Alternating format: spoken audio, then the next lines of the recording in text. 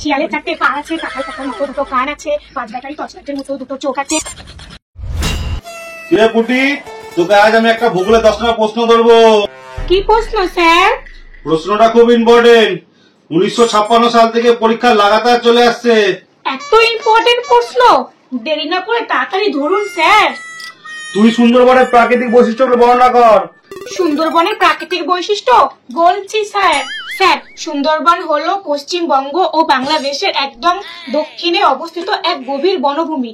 এই বনভূমিতে বিভিন্ন রকমের প্রচুর পরিমাণে সুন্দরী গাছ দেখতে পাওয়া যায়, তাই এর নাম রাখা হয়েছে সুন্দরবন। এই সুন্দরবনে নানা প্রাণী বসবাস করে, যেমন জলে থাকে কুমির, ডাঙাতে থাকে বাঘ, হাতি, হরিণ, গন্ডার, আর হরিণের সাথে সাথে সুন্দরবনে শিয়ালও দেখতে পাওয়া যায়। শিয়ালের 4টে পা আছে, কাঁঠাল পাতার মতো দুটো কান আছে, 5 ব্যাটারি টর্চলাইটের মতো দুটো চোখ আছে, হ্যান্টারের খালের মতো 32টা দাগ আছে, ফুলঝড়ের মতো একটি লেজ আছে, সারা গায়ে তাপসের মতো লোমে ভরা, চলো মুখ দিয়ে যখনই হাত দেয়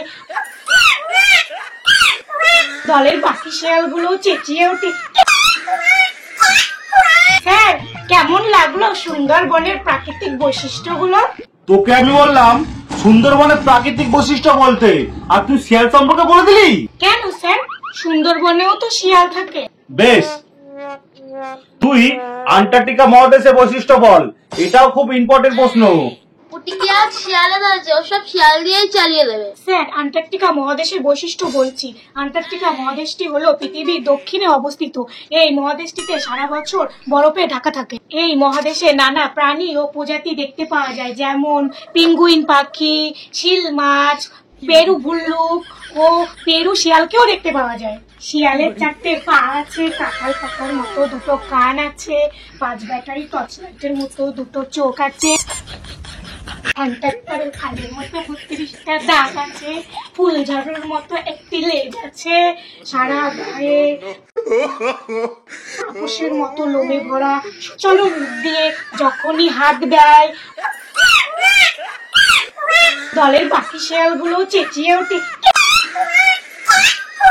স্যার, কেমন লাগলো আন্টার্কটিকা মহাদেশের বৈশিষ্ট্যগুলো? যেটা আইডিয়া করেছিলাম সেটাই হলো, পুটি আজকে শিয়াল দিয়েই চালিয়ে দিল। বুঝেছি, এই বেটি আর সব শিয়ালদের চালিয়ে দেবে, কিন্তু আমিও ছাড়ার পাত্র না। আমার নাম গোবর্ধন, তোকে আজ আমি জব্দ করেই ছাড়বো। দেখে গেলে চলবে না, ওকে ঠিক তেলিয়ে জব্দ করতে হবে। তো পুটি, তোমার মামা বাড়ি কোথায় মা? স্যার, আমার মামা বাড়ি গোপালপুরে। তোমার মামা বাড়িতে কোনো শিয়াল আছে? না স্যার, আমার মামার বাড়িতে দুটো কুকুর আছে, একটা বিড়াল আছে, শিয়াল টিয়াল কিছুই নেই। বেশ, তাহলে তোমার মামা বাড়ির প্রাকৃতিক বৈশিষ্ট্যগুলি বলো। বলছি স্যার, আমার মামার বাড়ির প্রাকৃতিক পরিবেশটা খুবই ভালো।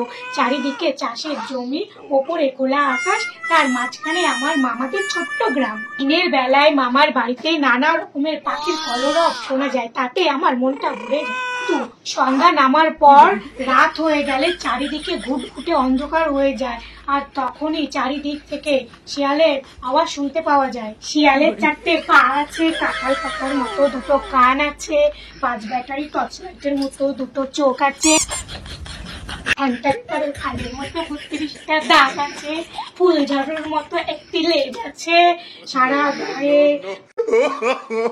তাপসের মতো লোমে ভরা, চলো মুখ দিয়ে যখনই হাত দেয় দলের বাকি শিয়ালগুলো চেঁচিয়ে ওঠে।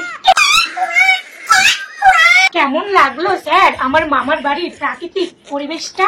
এই বললি তোর মামা বাড়িতে কোনো শিয়াল নেই, তারপরেও শিয়াল এলো কোথা থেকে? স্যার, মামার বাড়িতে তো শিয়াল নেই, কিন্তু আশেপাশে তো শিয়াল আছে। লে পুটি, তুই একটা কাজ কর, তুই এবার আমার সম্পর্কে মানে আমার বৈশিষ্ট্যগুলি বল। কি করে আনিস? এবার তো মনে হয় পুটি ফেসেই গেল। স্যারের মতো শিয়ালটা কি করে আনে দেখি। স্যার, আপনার সম্পর্কে বলবো? এত সহজ প্রশ্ন করলেন। কথা না বাড়িয়ে তুই তাড়াতাড়ি বলা শুরু কর। স্যার, আপনার নাম হলেন গোবর্ধন ভান্ডুকর। আপনি হলেন আমাদের সব থেকে প্রিয় স্যার। আপনি হলেন একজন মহান শিক্ষিত ব্যক্তি।